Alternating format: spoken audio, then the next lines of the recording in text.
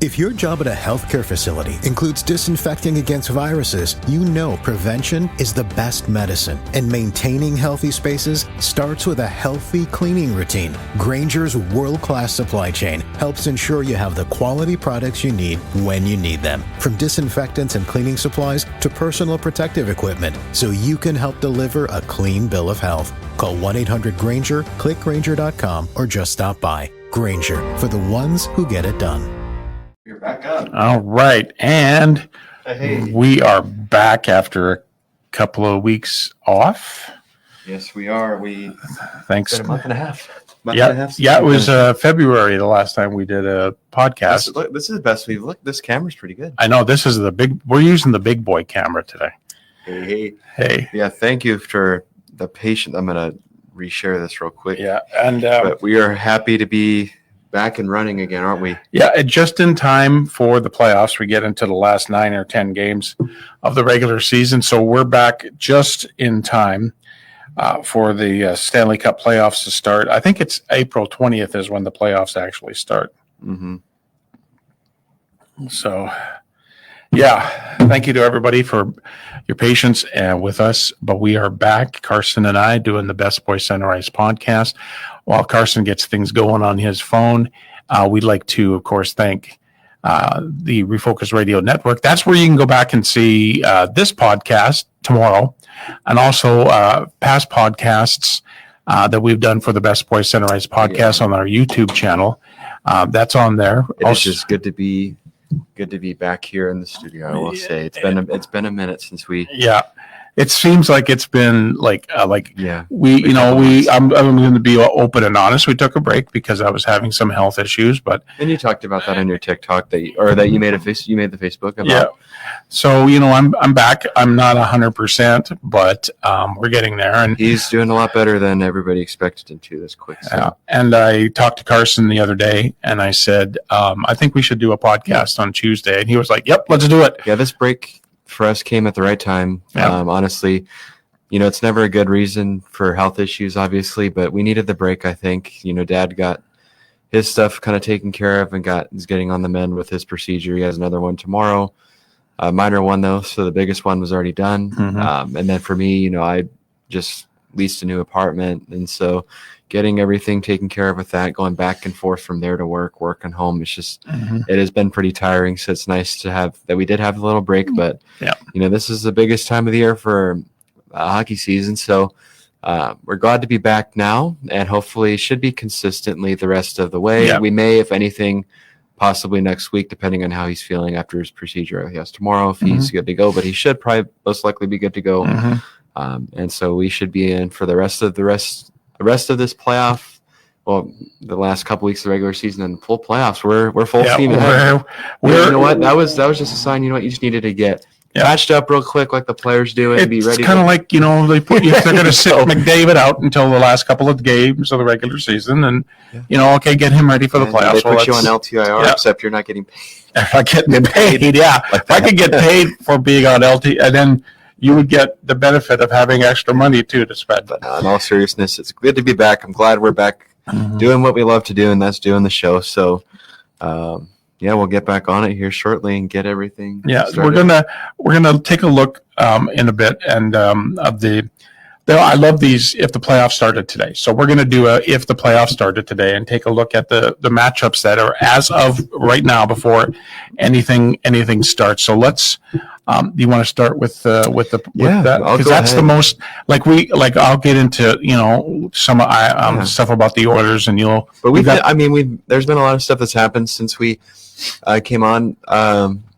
We didn't go to trade deadline. We didn't because you were already student. No, because we've missed a lot of stuff. I think the last time we actually did a show was right after I got back from Pittsburgh. Yeah, it was in late February. After the Four Nations is over. It's been a little bit, about a month since we've been here, but we'll go ahead and I guess I'll get us started with the Penguin stuff. So, just a little refresher. We do the updates on our two teams, Edmonton Oilers for him, Pittsburgh Penguins for me, discuss kind of the events of the team recently. And then after that, we normally get into stuff about the league, what's kind of happened in the league, obviously the playoffs coming up. So the potential matchups and who we maybe think is going to take the crown this year. But I'll start for the Penguins. So, this season in general has been pretty tough for them. Just haven't really been able to get much of anything going the whole time. They win a few games and then they lose some, and it's just up and down. The whole Jari thing being sent to Wilkes-Barre for a while, and he hasn't done awful since he came back, but he has had some couple stinker games. With about 7 games left in the season now, the Penguins most likely aren't going to get in the postseason for the 3rd straight time, which kind of stings. I mean, I want them to play in the playoffs, but this season they just didn't really have it. I think they make it there. Yeah, I'd like for them to make it in the playoffs, but they get there, they're going to get whacked. It's just they're not that deep, and goaltending has been awful. They're the 2nd worst team at keeping pucks out of the net, and that's not gonna give you any benefits. So you know what? I'm all okay with the Penguins missing the playoffs. They need to retool and get a bit better. But they still have it in them. They've shown sparks where they can be that team. It's just consistently being there. But still 7 games left. You'd like them to win as many as they can, just to keep themselves close and go out with pride. They're still playing for pride. You're professional athletes. I'd rather them kind of be where it's like this. I hate to say it, but like for purposes of knowing that it's over versus getting the last couple of years where it's just like come to the last game, and especially last year's hurt more, I think, than the first in 2023 when they missed out because they lost to Chicago, which is one of the biggest most influential games in NHL history, because that's what allowed Chicago to get Connor Bedard in the next draft, is because they beat us that night in Pittsburgh. But last year's was painful because 0.2% at the beginning of March, and they just climbed all the way up and nearly got there. And if they had another 2 games, I bet you they would have gotten in that spot, but they just didn't. This year, again, they had their swings just up and down. I went to a lot of games this year. The Penguins didn't win any of them. I watched them lose 4 straight on the Western trip. That's a big swing that they could have turned themselves if they would have won some games. One thing I've mentioned to you about the Penguins that I don't think a lot of people really talk about that much is how the Penguins lead in a lot of these games, and they just blow it. Like they're one of the worst teams in holding a 2-goal lead. Yeah, they get a 2-goal lead and they get a 2-goal lead and they blow it. I mean, the games I've been to this year, they led 2-0 in Winnipeg and blew that game. They led in Calgary and they lost that game. They led 2-0 in Vancouver, lost that game. They led against the Bolts when I went and watched them play in Pittsburgh, and they lost that game. They led against the Rangers and lost that game. So a lot of games they come up and lead and they just lose it. That's got to be taken care of. I think just keeping your foot on the gas pedal. This isn't like the most star-studded roster, but it is a good roster when the pieces are all there. And I think this offseason, honestly, Kyle Dubas is going to have some stuff cooking up for this team. A lot of draft picks coming up, and I feel like he'll maybe be able to use this to get some young assets that are ready to play. But for right now, too, a big thing is the Wilkes-Barre guys starting to come up and play, which has been good because they're going to be on this roster, I feel like, next season, and getting them prepared for what it's going to take. And they need to get that experience. The only way you learn is by playing. One thing that did happen this last week, pretty cool, Sidney Crosby, big milestone. Finally, I was ready for it. Got the 20th point per game season, passing Wayne Gretzky for the most all-time in NHL history. There was some concern at the beginning of this year that he wouldn't get there because he was off to a bit of a slower start in his point production, but he's now, after the overtime winner in Ottawa on Sunday, or against Ottawa on Sunday, it's a 10-game point streak, and he's like aging like fine wine. He literally, Father Time has not caught up to him yet. He is still playing so elite on the ice. Whenever he's out there, he's out there. But yeah, so you know what? I'm going to watch the rest of these games, and I'm really looking forward to the playoffs. It's going to be so interesting.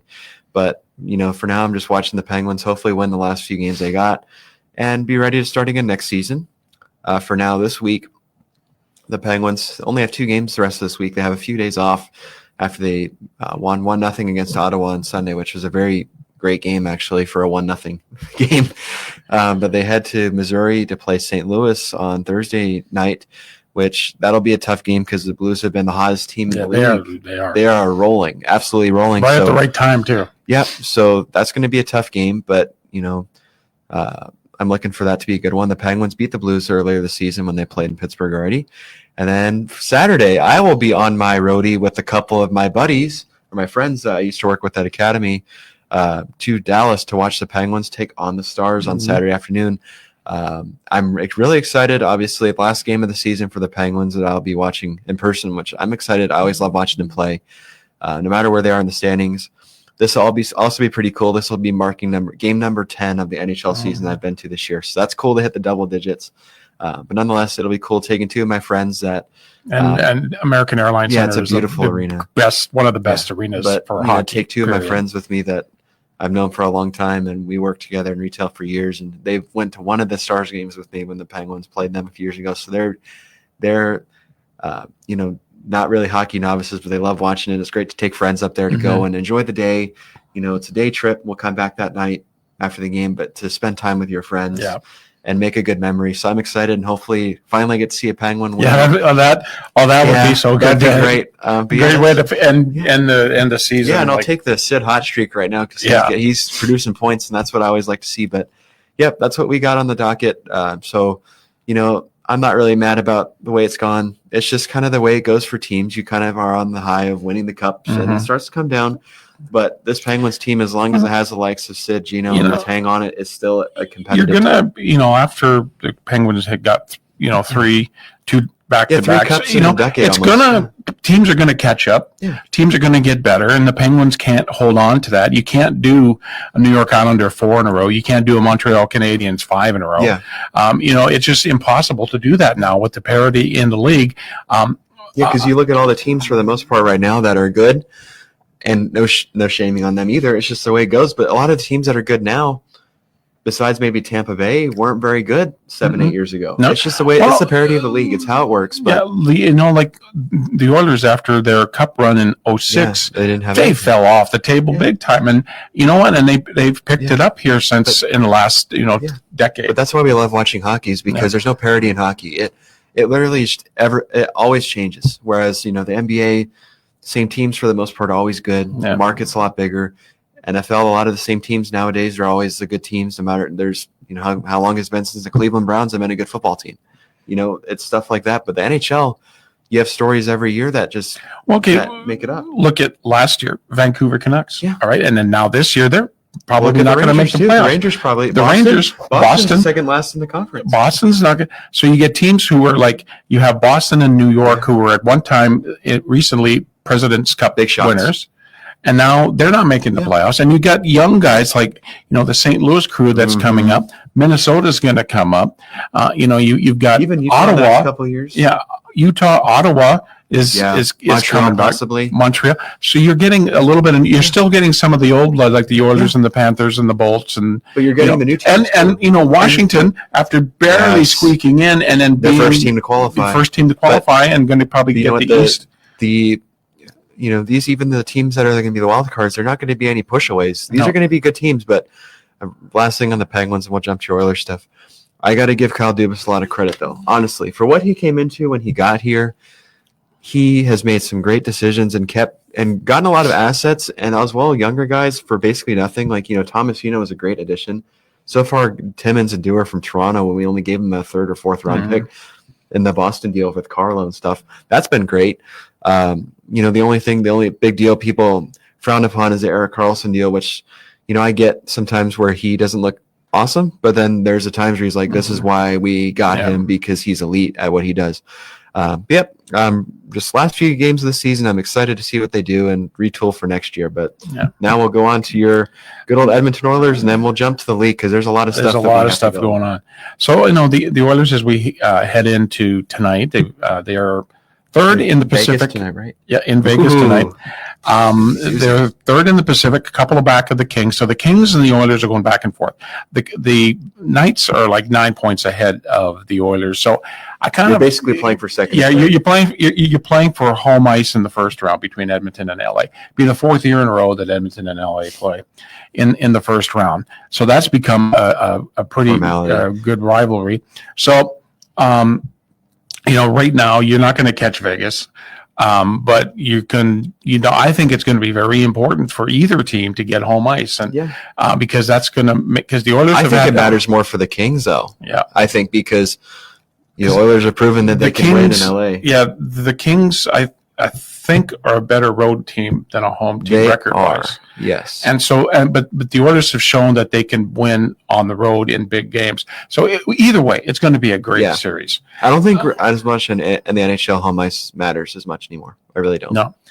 The Oilers are 5-5 in their last 10 games. They were without Draisaitl, McDavid, Ekholm for a while. Now they're without Stu Skinner for a little bit. So you got 3 of your big guns out, and they held the fort. The others, as you call it, they held the fort. Draisaitl comes back against Calgary and gets that was two goals and an assist, including the OT winner. I told you, when I saw him galloping in the zone in the third, I'm like, oh, that's going. See, that box going. Draisaitl he's been accused in the past of being a lazy skater. I've seen this guy all year. Just really his strength on the puck. You can't get him off the puck when he's in the zone. No, the puck finds him. He puts his back to somebody and you can't get him. He's just so wide. The puck finds his stick. Yeah, and like I told you, when he scored that goal, ping. It was perfect. And I'm not just saying this because he's probably my favorite player on the team, for my favorite team, but if he doesn't get MVP, at least one of the close, because he proves every night. It's either going to be him or Hellebuck, I think. Yeah, and I think Hellebuck has set a record for wins. I mean, he's at 40-something. 42. Already. He's 42-10-3. He's at a crazy number. So I just think, Draisaitl won the MVP in the COVID bubble year. But I think he legitimately. He deserves it. Because now you think, when you're playing the Oilers, you used to just be able to control Connor McDavid, and that was it. Now, what do? You got to control. But even Leon the other guys Draisaitl. too. You've had the people like Pud Colson who stepped in and looked really good, and a force to be reckoned with. But this isn't the Connor McDavid show anymore. This is the Edmonton Oilers. The only concern I feel like from an outsider point of view that I have, and you probably agree with this, is Bouchard's defensive lapses at points and Stuart Skinner's just inconsistency. Uh-huh. I mean, now he's hurt for a little bit. He's out. You're hoping he comes back and that he's back to being the playoff Stewie was last year, but he's just been inconsistent, I feel like, sometimes. I totally agree. Bouchard has been a defensive liability. That's why with not having Ekholm in the lineup since the Four Nations, it's been tough. Klingberg has come in, but he's injured. I'm not 100% sold on him. I don't think he'll be really. I think he won't. I mean, he's been hurt for a while. Wheeler is good. I think he's been a good addition on the point for the Oilers. Do you think? I mean, we've talked about this before, but I could see the Oilers moving on from Bouchard after this season, trying to get something because he's still worth good. Because this is, I think, his contract year is he's still worth good money. I mean, he's still worth something. Yeah, this year he's under contract for next season. They'd want to extend because then they can get him for whatever. So McDavid, I heard slated. They're going to hold off on putting him back in the lineup until the last few games of the regular season, just to get some game time in. I think too, when it gets closer, if the Kings end up jumping further ahead, you consider resting Dry too, and just get him ready. Yeah. The only thing that you keep him in for is if he can get to 60 goals. Yeah. But I mean, I don't think he really cares about that. He's trying to win a cup. He's at 51. I think he's going to win the Rocket Richard for the first time for the most goals. But like I said earlier, Draisaitl is proving to be an MVP. And again, Kings Oilers first round matchup, 4th year in a row. It's funny because the Oilers have beaten the Kings in 7, 6, and 5 games. It's not going to be 4. I'm going to tell you that. It's not going to be 4. It's going to be this that is going to be the Kings' best shot to beat the Oilers is this year. This is going to be the best shot because the Kings have looked really good all around the lineup. They score a ton of goals, and their goaltending has actually been pretty good this year. I think, and then the key is for me, and I was thinking about this earlier today, if Evander Kane can come back in the playoffs, that's going to be a big boost for toughness. Because if you get him, Corey Perry, and up front, because the Oilers have been out-hit just about every game by the opposition. And that's not going to be. And if Evander Kane is out there and he's close to 100%, he's going to cause havoc. He's going to go and hit some people. The one, but a couple of people I'd worry about for sure on the Kings, though, was definitely Byfield. He scored a lot of goals. But Warren Fogle, too, being a former Oiler, and, he's coming for blood against Oilers. That's his former team now. He wants to kick their butts. Yeah. But it's going to be a good series if it's them two. So tonight, the Oilers are in Vegas. I had flashbacks of my trip to Vegas earlier in the season. So I'll be watching the game. It's at 9:00 tonight. Then it's the California trip. Thursday, they're in San Jose. Saturday in LA. Big game there. Hockey Night in Canada game. And then Monday in Anaheim. And then they come home and play the Blues next Wednesday. That's going to be a big game because St. Louis is going to be on that. They're in. I think they're in the second wild card spot right now behind Minnesota. But I'm assuming they'll be on a Western Canadian trip. Yeah. Too. So now we're going to get into the playoffs before we get to the playoffs here, because we brought up something. We still have about 25 minutes anyways. We have tons of time. That you brought up to me. There's a few topics I do want to talk about that happened, and then we'll get to the playoffs maybe for the bracket and what we think who's going to win. So you brought before you get going, I want to say hi to Thomas, Claude, Greg, and Sylvia are all joining us tonight. Today. Appreciate it. But something that we just talked about the other day that I just feel like isn't getting enough attention, and I feel like it's just kind of crazy that it's going on this way, is how Toronto is going to all these Western cities where the time difference is 3 hours of them. So, they're going to Edmonton or LA where the time is 3 hours behind their own time zone, and the time is getting switched to their time zone. Saturday night, like this happened against the Oilers in Edmonton. The Kings last weekend. And the Kings last weekend, where a normal Kings game and a normal Oilers game on a Saturday night would be 9 o'clock. They would be the back end of the Hockey Night in Canada. But because it's Toronto, all of a sudden Toronto dictates that in LA, they can play a game that's going to start in LA at 3 in the afternoon. Or no, 4, because it started here at 6. 4 o'clock. 4 o'clock. But still, that's an early game.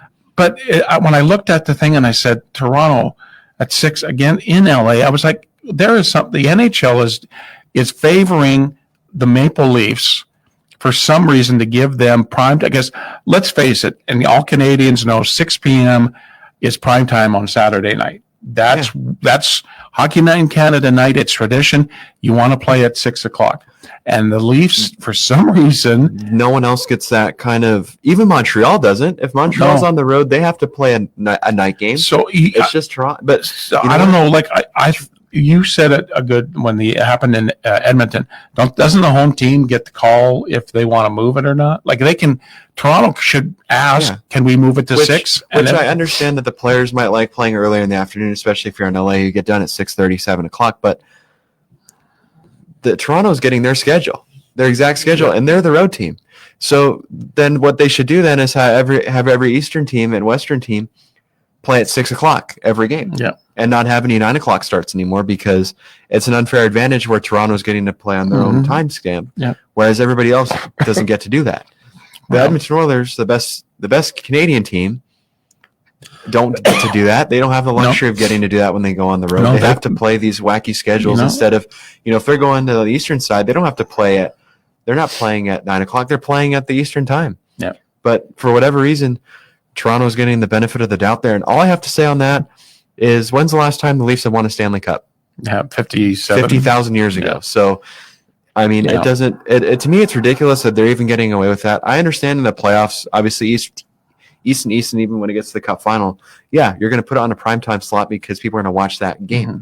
That's the only game going on. But this is a regular season, and they're somehow getting to play all these Western teams at 6 o'clock. Yeah, on their time. On their own time. It's crazy to me. Yeah. But anyways, on to the next one. The big thing that happened, too, that's just been so hard for me to get used to, is Brad Marchand to the Panthers now. When he skated out that first game in Florida, I was like, I'm sorry, that's like, this does not look right. I can't believe that the Bruins did that. Yeah. I mean, they gave him for nothing, a second rounder. Yeah. That's all they got. I don't think Marchand will stay in Florida, though. I don't either, but I wouldn't go back to Boston because they've just thrown him to the curb. No, I think he's going to find his spot that he wants to be in. You know where I could really see him going to? Where? Edmonton? Mm-hmm. He would be a good fit. He could Edmonton. be a second liner on Edmonton. Yep. I could see him going to Edmonton. I could also see him going to Dallas. but Dallas is already loaded up so much with the Rantanen and stuff. But I don't think he's staying in Florida either. But I would like to see him in Edmonton. Holy, that'd be awesome. I mean, you guys, as much as he's a pain in the butt, he is a very good hockey player. Look at what the Oilers used to say about Corey Perry. Corey Perry is a great pain in the butt, and it's great to play with him instead of against him now. And it's the same with Marchand. Yeah, it's the same with Marchand. This was I found interesting. I saw just a blip yesterday online that they've said Brady Tkachuk is the worst captain in the NHL. I don't agree. I think Brady has helped bring that organization in the playoffs. Well, you know who I think the worst captain in the NHL is Austin Matthews. So, I looked at that and I went, it's the internet. It's like people just say whatever they want to say, but I don't think Brady Tkachuk is the worst captain. I think he's brought that team into playoff contention. No, I mean, I don't. We've said it before. We don't think Matthew, and it's not just Leafs hate. I'm telling you, it's not. But he's not a good leader. He's not a leader. And if you had to say, besides, okay, we'll take out Sid and maybe McDavid, because those are our guys. If you took a look at that, who do you think is the best captain in your eyes in the NHL? If you took a guess, if I took a guess at right now, the best captain besides from our teams, Barkov, okay, in Florida, maybe.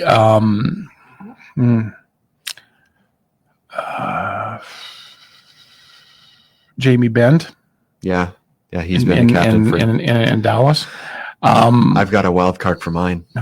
This name you're not going to expect, but I respect the way he plays his game and he plays hard. There's Boone Jenner from Columbus. Yeah, you know what? That team, they haven't been very good for a little bit. He's been loyal to that franchise. He's led that team, especially with this year, how things have gone. The Jackets may or may not make it in, but he has led them to be a force to be reckoned with. Especially after the season that they've had to go through. I agree with the Austin Matthews stuff. He's not a leader, and they made a mistake taking Tavares' captaincy. So. They should have given it to Morgan Riley instead. And then, speaking of Tkachuk, his brother Matthew is skating, but they're holding him back until the playoffs in Florida. They have no reason to play him. They're in the playoffs. No reason to have him playing. And the Ovi watch. He's 5 goals away, 9 games to go. I hope he gets to the season because that's going to be painful if he has to wait another 6 months. The way he's been playing, and I've watched a couple of parts of Washington games. Just I want to catch some of the, and I think they're trying too hard sometimes to get him goals. I think if it just comes organically and naturally, but you'd hate it if he gets to the last game of the season and he's a goal or 2 down. And he has to wait until next season because it just, I think the buildup at the end of the season like this is more exciting than at the beginning of the next season. The thing is that you never know. I hate to say it like that, but you never know if you'll be able to play another game. Yeah. So you'd like for him to get the piece of history. His last game of the season, ironically, is in Pittsburgh against the Penguins. So would be kind of cool if it. But I mean, it'd be awesome. It'd be better if it happened at home. But on the road, there's nowhere better for it to happen than in Pittsburgh. And Ovi was class act. And I've never been an Ovi fan. Class act when they played in Minnesota. It was going to be the last game against Marc-Andre Fleury. And the rivalry that Washington and Pittsburgh had. And, Ovi. And they lost. And they lost. And the guys were going off the ice. And Ovi got all of his guys out there saying no. And they had Marc-Andre Fleury go through the line. That was very classy by excited Ovi. Not really excited for, but what's going to be awesome to watch is the last game between Sid and Ovi against each other. There's going to be a lot of eruption after that game. Yeah. That was this era of hockey. Yeah. Really. That's what started it. It's Ovi and Crosby were like every era's had its, guys like, your day was Lemieux and Gretzky. Yeah. And then that transitioned to this era, and now we're getting to the Bedard, Celebrini era, and guys like that are coming up. And McDavid, Crosby. Yeah, McDavid obviously getting transit, but it's just that was cool. That was very cool on Ovi's part to do that. And Deb, Tim, and Matthew also joining us tonight. The bracket that we have for now. Let's skip by that for now because obviously it's not concrete and it's going to change. Now, you just put it away from me. I did. who do you have coming out of each conference, and then who do you have winning the whole Stanley Cup? And I know this is tougher for you because your team's in it, but think act logically what you feel. And everybody says you pick with your head or you pick with your heart. Okay. I'm going to start in the Eastern Conference because that's the easier one for me. I still think I got to put my money on Washington right now. Florida, it's going to be the Eastern Conference Finals, Washington and Florida. But I give it to Washington because it's one of those things where they went from barely squeaking in to being the first team in. Now, in the West, you know what my heart says. My heart is the Edmonton Oilers. But I can't help but look at the Winnipeg Jets as being not just because they could fall apart like they did in the playoffs last year against Colorado, but that team learned a lesson from that. And if you've got a guy by the name of Connor Hellebuyck in your net, and I just think with my head, you got to look at Winnipeg at coming out of the Western Conference. Now it could be Winnipeg and Edmonton. The way you think, yeah, that is a very good thought process. Yeah, Winnipeg just seems to be that juggernaut unless something happens to their confidence. Well, I mean, that happened last season, really. Yeah, because they fell apart and Hellebuyck didn't stop anything. They'll play. The second wild card in the first round, which right now would be St. Louis. You could get St. Louis coming and surprising them. But I just don't think Winnipeg is going to fall apart like they did last year. Now, you. Alrighty. So, my prediction, I think, coming out of the Eastern Conference this year, we're going to roll it back in time a little bit and go right back to Tampa Bay. The Bolts. You know what? They've done a really good job this season. They have looked so freaking good. Vasilevsky has looked back to peak performance. Jake Gensel going there has been a great move for them. Him and Nikita Kucherov, bang, bang, bang, bang, bang, like back and forth. And I just don't see anybody stopping that team. Their four lines are just rolling, and that's going to be hard. And Vasilevsky is one of the best goalies in the world. I mean, it's going to take a lot to beat them. If I pick anybody out of the East to beat them, I think it would be their cross-state rivals in Florida and the Panthers. I don't like to say anything about Washington because I don't hate Washington. I truly don't, but I think that that's going to be more of a pretender thing. I don't think they're going to go very far. I think they're going to make it, and it's just going to fall apart. I feel like, they might win a round. It won't be like last year where they just got embarrassed by the Rangers, but I don't see them doing much. I just don't think that they have the experience yet. They have Ovechkin, but the other guys haven't experience. No. And I think if you play like a team like Florida who has experience, that's going to wear down a little bit. But you never know. That's what makes hockey so great. But I have Tampa Bay out of the East, out of the West, out of the Western Conference. Much like you had with Washington, I also think Winnipeg's going to be a team that's going to fall apart. I look at Winnipeg. I like their team. They're a good team. I just don't see that being a team that wins a Stanley Cup. I don't. They're so centered around Hellebuyck that if he is off his game, he could have two bad games. Right. Well, it happened against his Avalanche last year. Normal Hellebuyck, they probably win that series, but he wasn't on his game, and they got beat. They got crushed. I think you play a high octane team like the Avalanche or the Oilers. That's going to be hard. That's going to be really hard. And the playoffs are a different animal. All respect to Winnipeg. I'd love it for the city if they won because they deserve it, those fans. And just having family that's by there. But I think out of the West that it's hard to say Dallas isn't going to because they loaded up. The only thing that's kind of looked a bit off is Rantanen hasn't looked amazing there, but that's still such a good hockey team, and we love Otter. Yep. He always shows up when it matters. And honestly, DeSmith's been really good as a backup. But I'm going to make so many people proud and happy because how could I not say Edmonton? I mean, come on. Not just because they're your team and my family loves the Oilers, but Draisaitl's been on another level. McDavid having a bad year is still going to get over 100 points should he play any more games this season. All four lines are really good. Defensively, I feel like they have some work they can do, but I really think that when it matters, they're going to show up. And we've seen playoff Stu Skinner come in there and perform. I really think that he's going to come back from this injury and be good. The Oilers are just offensive juggernaut, and that's what it takes from them is they can score. And I have them coming out of the West. Now, the team I have them beating to get there, also a wild card because we don't know exactly what the format's going to look like, but this is saying the format lines up. I think that the Western Conference Finals is going to be an old-fashioned battle of Alberta. Calgary and Edmonton? You know what? Really? Dustin Wolf has been the story for that team. Yeah, he has been. He is going to be in Calder consideration. He arguably could win it. He should be, definitely. If the Flames make the playoffs. That team plays so hard, and it's so freaking tough to beat them and get anything going against them, and you go into that crappy old cemented barn and Saddle Dome, and those fans are loud there, and they love their Flames, and it would just be great for the sport if we had a battle of Alberta. They're beating the crap out of each other. You've got 3 or 4 fights a game. Yep. That's what this game needs, and I think that the Edmonton Oilers and Calgary Flames are going to play in the Western Conference. Wow, that's a bold statement. What do you feel about that? I'll take it. I'll take a battle of Alberta in the Western Conference Final any day. I think the only team that's going to be a concern to that is Dallas. I mean, I would love it if the Oilers and Stars played again against each other, but there's just so many good teams in the NHL. Even the Blues.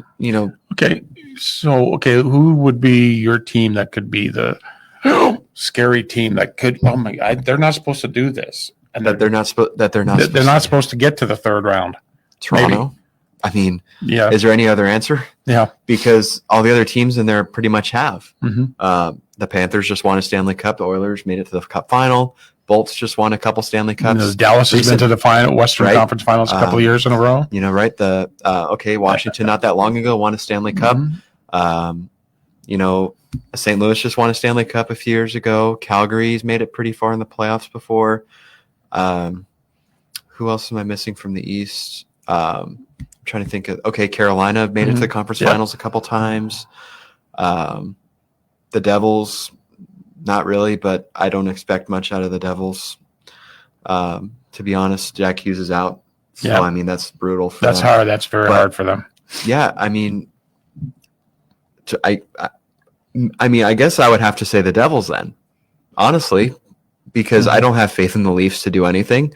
And that's not hating on the Leafs. It's just their reputation. I don't feel like they changed the right things to make them that gritty team that no one wants to play against. Yeah, I think people play against the Leafs and they're like, oh, goody, we get to play them. Yep, like we're gonna get it. They're not like the 600-pound gorilla. Yeah, and I think the Devils, Markstrom, if he can play like he can, he's a great goalie.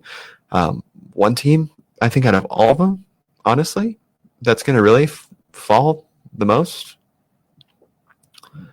I think, is the Carolina Hurricanes.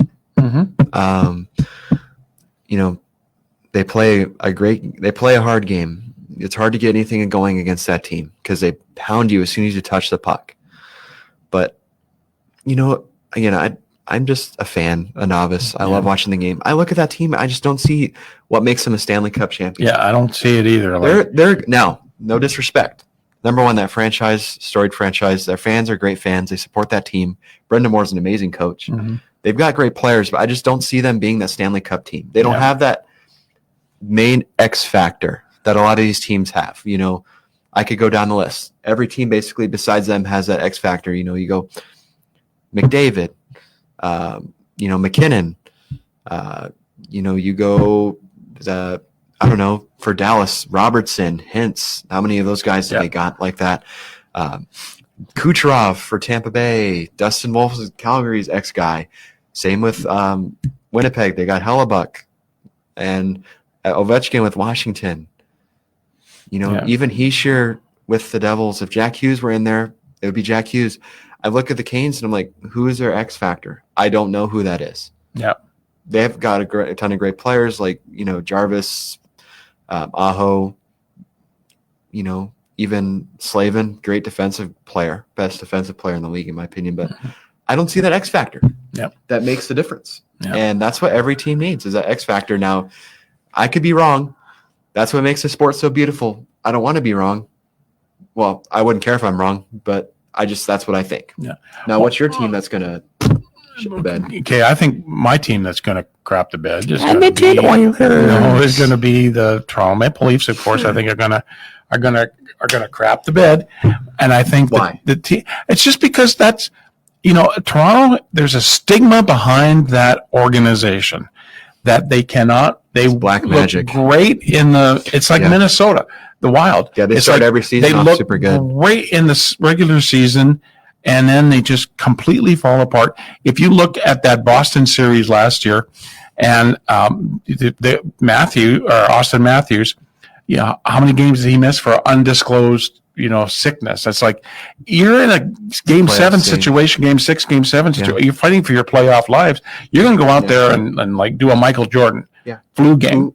Who do you think is Toronto's X factor though? If they do something, if they do something, who is that X factor? Mitch Marner. Agreed. Yeah, Mitch Marner is like, I watched him closely in the Four Nations. He is a great player. If he's, if he gets on his game and he gets on a roll, that guy is hard to stop. I would like to see him elsewhere after this season because I think he has a lot of potential that's not unwrapped yet. Now, because we have about 5 minutes left, and we've kind of gone over what we think. The brackets will be more set up in a couple weeks because there'll be a few days off between the end of the regular season and the playoffs. Mm-hmm. But playoffs aside, this could include a playoff team. Who has been your most disappointing team this season since we're basically in the last corner here? Nashville Predators. Okay.